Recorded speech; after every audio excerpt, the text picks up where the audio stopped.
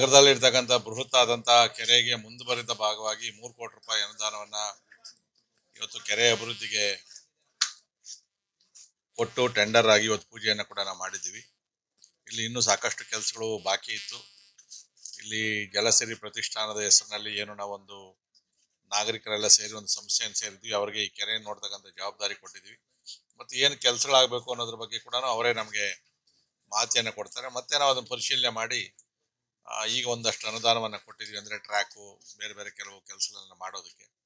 ಅದು ಕೂಡ ಇನ್ನೂ ಬಕಾಸೂರು ಮಟ್ಟಿಗೆ ಅರಕಾಸು ಮಜ್ಜಿಗೆ ಅನ್ನೋ ಥರ ಈ ಸರ್ಕಾರದಲ್ಲಿ ಇನ್ನೂ ಕೂಡ ಅನುದಾನಗಳು ಬಿಡುಗಡೆ ಆಗಿಲ್ಲ. ಮೊನ್ನೆ ನಾವು ಮುಖ್ಯಮಂತ್ರಿಗಳನ್ನು ಕೂಡ ಬೆಂಗಳೂರಿನ ಎಲ್ಲ ಶಾಸಕರು ಹೋಗಿ ಭೇಟಿಯನ್ನು ಮಾಡಿ ಕಳೆದ 2 ವರ್ಷದಿಂದ ಕೇವಲ 10 ಕೋಟಿ ರೂಪಾಯಿ ಅನುದಾನ ಕೊಟ್ಟಿದ್ದೀರಿ, ನಮ್ಗೆ ಯಾವುದಕ್ಕೂ ಸಾಲೋದಿಲ್ಲ, ಅನುದಾನ ಬೇಕು ಅಂತ ಹೇಳಿದ್ದೀವಿ. ಈ ಬಡ್ಜೆಟಲ್ಲಿ ಏನು ಮಾಡ್ತಾರೆ ನೋಡ್ಬೇಕು. ನಾವು ಕೂಡ ಭರವಸೆಯನ್ನು ಇಟ್ಟಿದ್ದೀವಿ, ಬೆಂಗಳೂರಿಗೆ ಅನುದಾನ ಕೊಡ್ತಾರೆ, ಯಲಹಂಕಕ್ಕೂ ಕೊಡ್ತಾರೆ ಅಂತೇಳಿ.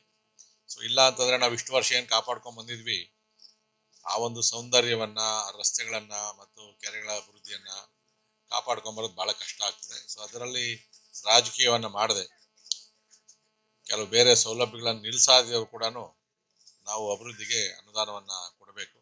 ಸೊ ಮೊನ್ನೆ ಅಟ್ಟೂರು ಕೆರೆಗೂ ಕೂಡ 1.5 ಕೋಟಿ ರೂಪಾಯಿಯಲ್ಲಿ ಆ ಕೆರೆಯನ್ನು ಕೂಡ ಅಭಿವೃದ್ಧಿ ಮಾಡಿದ್ದೀವಿ.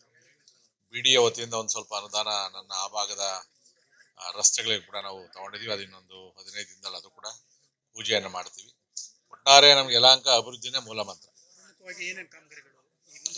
ಒಂದು ಟ್ರಾಕು ಮತ್ತು ಕೆಲವು ಕಡೆ ಎಲ್ಲ ಚಾವಣಿಗಳನ್ನ, ಅಂದ್ರೆ ಮೇಲ್ಸೇತುವೆ ಚಾವಣಿಗಳನ್ನ ಕಟ್ಟಬೇಕು ಅಂತ ಹೇಳೋರು. ಈ ತರ ಶೆಲ್ಟರ್ಗಳು, ಅಂದ್ರೆ ಮಧ್ಯದಲ್ಲಿ ಮಳೆ ಗಿಳೆ ಬಂದಾಗ ವಾಕ್ ಮಾಡಿದಾಗ ಈ ತರ ಟಾಯ್ಲೆಟ್ಗಳು ರಿಪೇರಿ ಮತ್ತು ಸಣ್ಣ ಪುಟ್ಟ ಕೆಲವು ಏನೇನು ಹೋಗಿದೆಯೋ ನಮ್ಮ ಪ್ರತಿಷ್ಠಾನದವ್ರು ಹೇಳೋರು ಅವೆಲ್ಲ ಕೆಲಸಗಳನ್ನು ಮಾಡ್ತೀವಿ.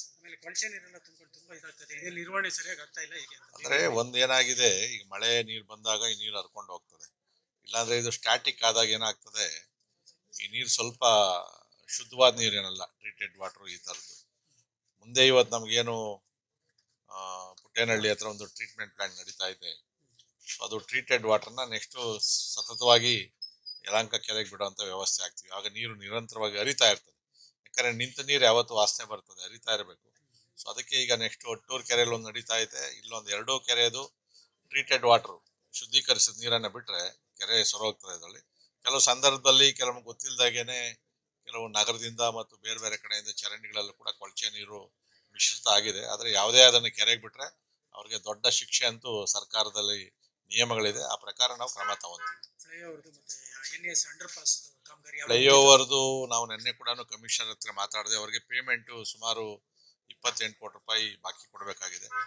ನಿನ್ನೆ ತಾನೇ ನಾನು ಮಾತಾಡಿದೆ, ಗುತ್ತಿಗೆದಾರರಿಗೂ ಮಾತಾಡಿದೆ. ಇವತ್ತು ಕೆಲಸ ಶುರು ಮಾಡವ್ರೆ ಅವರು. ಸೊ ಅವರಿಗೆ ಇನ್ನೊಂದು 8 ಕೋಟಿ ರೂಪಾಯಿ ಅನುದಾನ ಈಗ